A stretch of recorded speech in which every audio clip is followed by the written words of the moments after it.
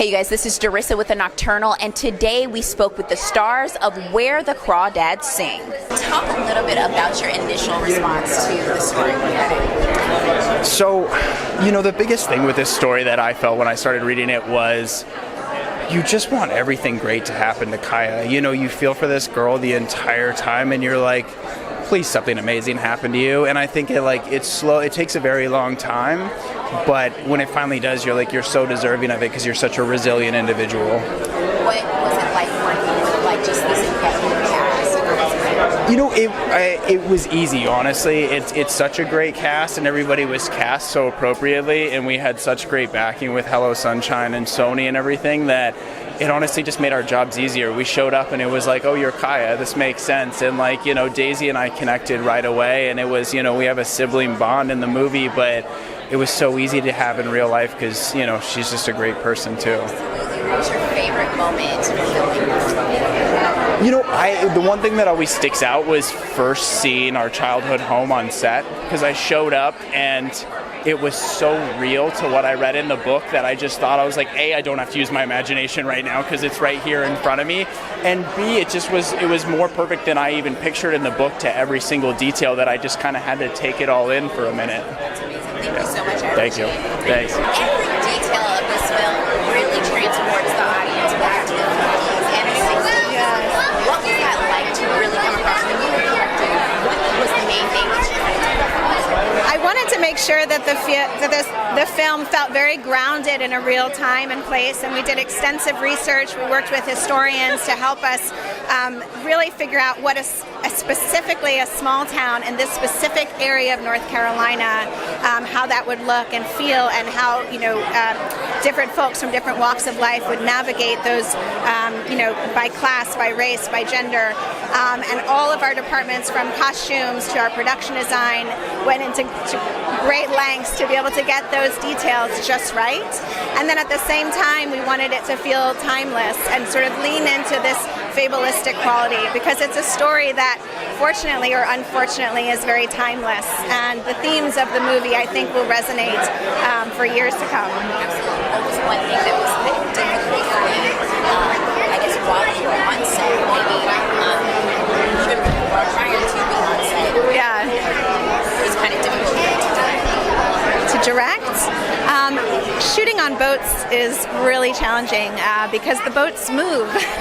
So you can set up a shot and plan to shoot a boat in one place, and if you don't anchor it down, it just drifts away. And there's no shade in the marsh, because you're out in the middle of these big, vast water, and so it was hot.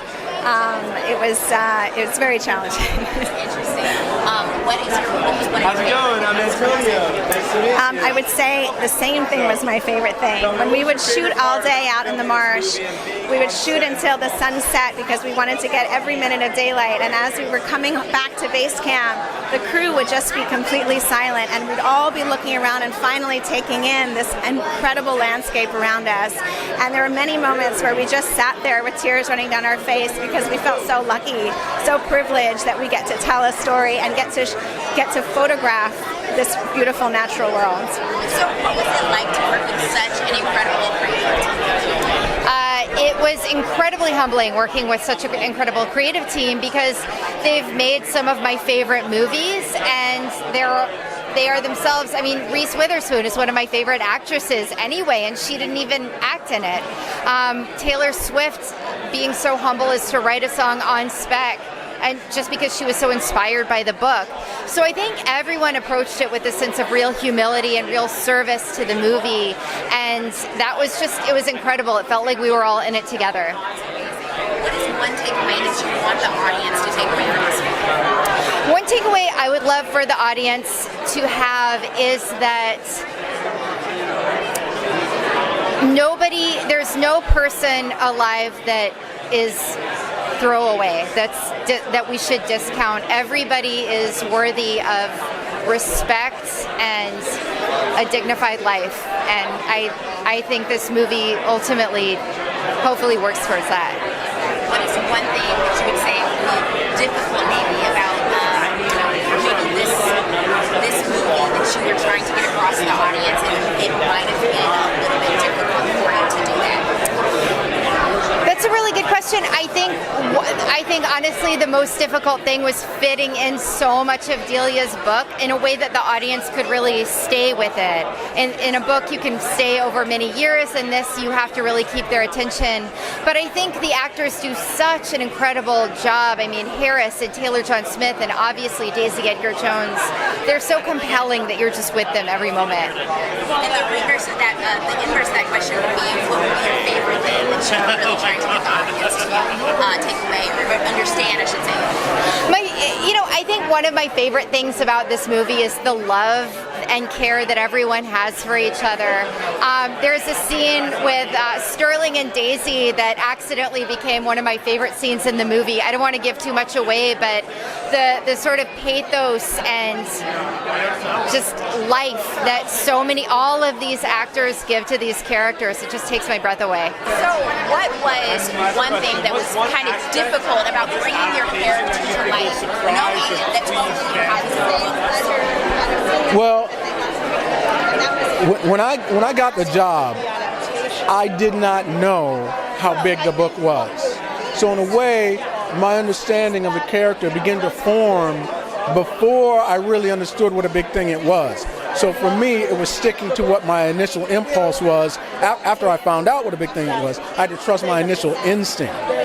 But one of the biggest challenges I think is, it's the Jim Crow South, right? And so you have to ask yourself as an actor, to what degree are you ready and willing to put yourself in the same space that our forebears did, and have to sit on so much, in order to just, be recognized with a certain amount of common humanity. What was one of your favorite things about just being on set, about your character? What would you say? One of my favorite. Oh, where'd she go? This lady right here. She was one of my favorite things about being on set. And just working with such a great set of artists, and being able to work, with Hello Sunshine and Reese Witherspoon, and then all the way down to like little JoJo playing little Kaya.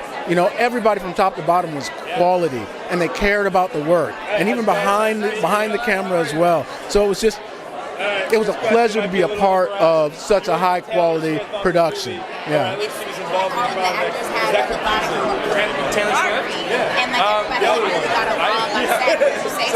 Yeah, I think all the actors really got along. I think so. I mean, matter of fact, we went out kayaking together in the swamp. All of us as a cast went out kayaking. And everybody was dodging alligators and running around. Well, sort of. There was alligators out there. And they'd pop up and people go, "Oh, there's an alligator." Yeah. So it's cool. Who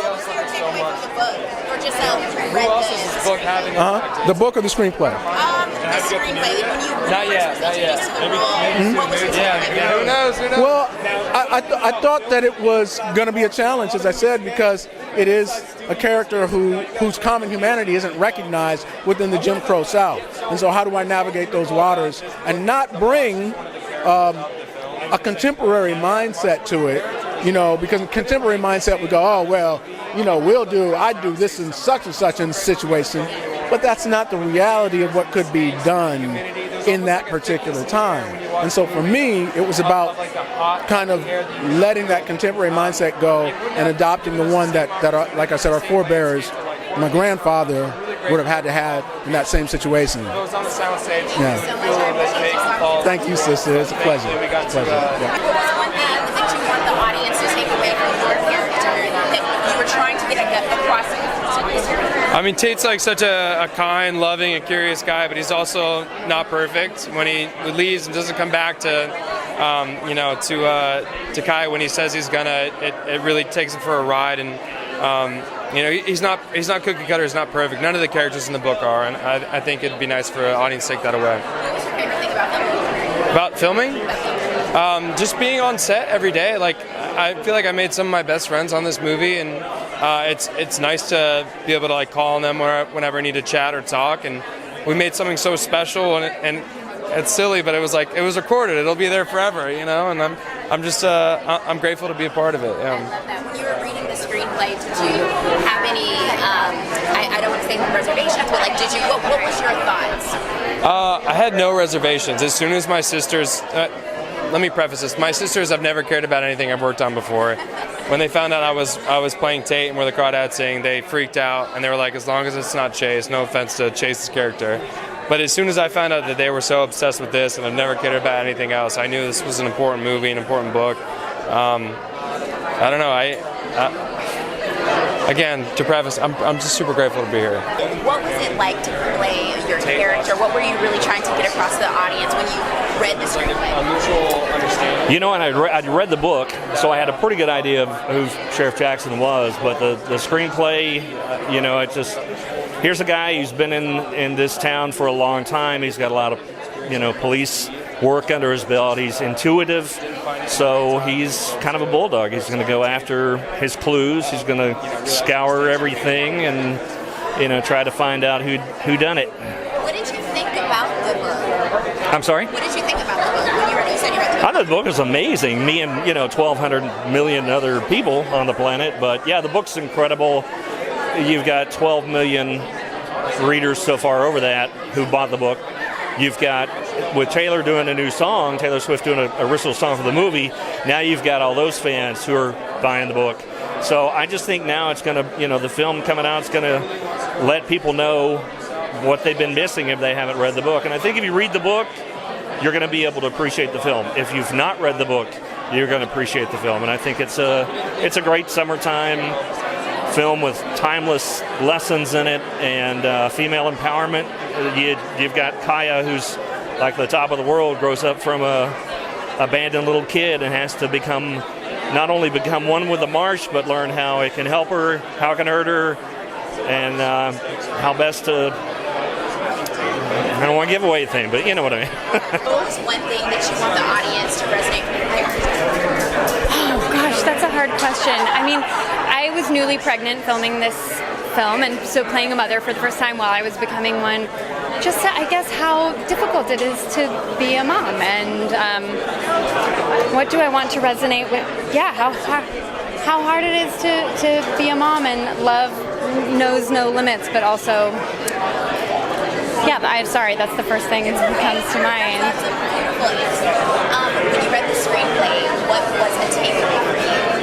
I was a fan of the book, and so then getting to read the screenplay, I mean, just Lucy did the most incredible job. It's so hard to take something that's so beloved and then take it to another place, and she did that, and everybody felt so alive on the page. I feel like she really just captured it all. That's wonderful.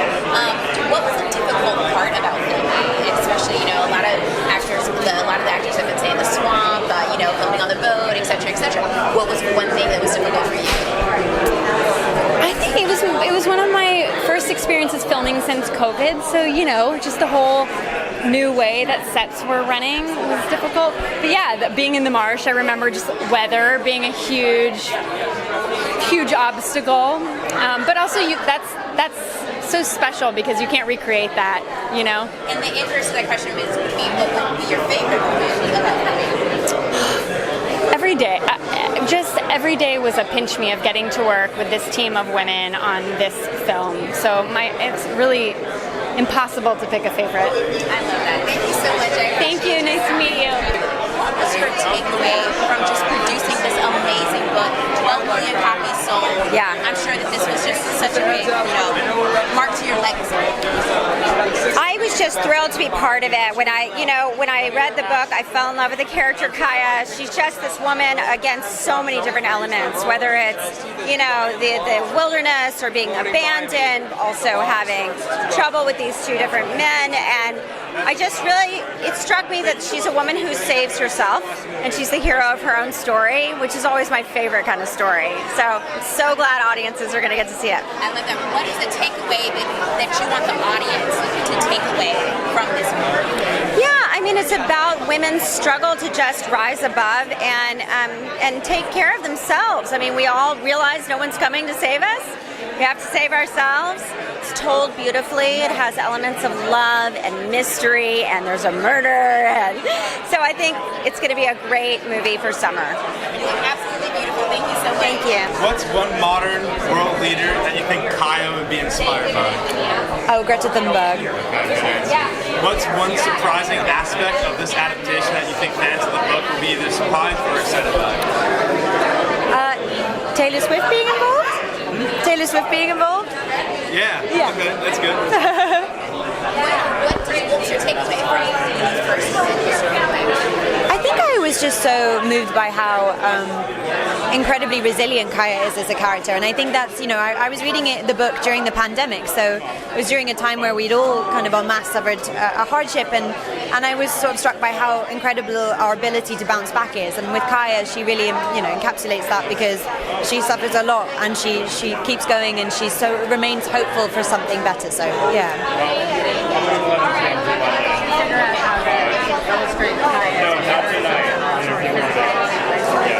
Yeah, well, it was really helpful having the book there as a reference, because her inner life is so well mapped out for me, and I feel like, I also worked a lot on the character, the characterization of her sort of gentle quality, and I think the accent really helped me find that physicality, because there's something naturally quite lyrical and gentle about that accent, so I think nailing that kind of helped me a bit with the physicality of her too, that kind of shy quality. Okay, last question. You were filming in the marshlands. I heard JoJo got bit by a skunk. Did you have any? I didn't know that. Oh my god. Oh, she did. Yes, I remember that. Did you have any interactions with any animals, any critters? I accidentally tumble dried a cockroach, which was a shock. I took my washing out the dryer, and it fell on the floor, and this perfectly dry, clean cockroach fell on the floor, and I was not very pleased about that. So yeah, a couple of cockroach run-ins, but otherwise I was okay. Did you like the swamp overall? I wouldn't move there, but it was very beautiful to be, but also nice to run to a car and have access to air conditioning and stuff. Right. Thank you guys. Nice to meet you. Beautiful, by the way. Thank you. Thank you guys for watching, and stay tuned.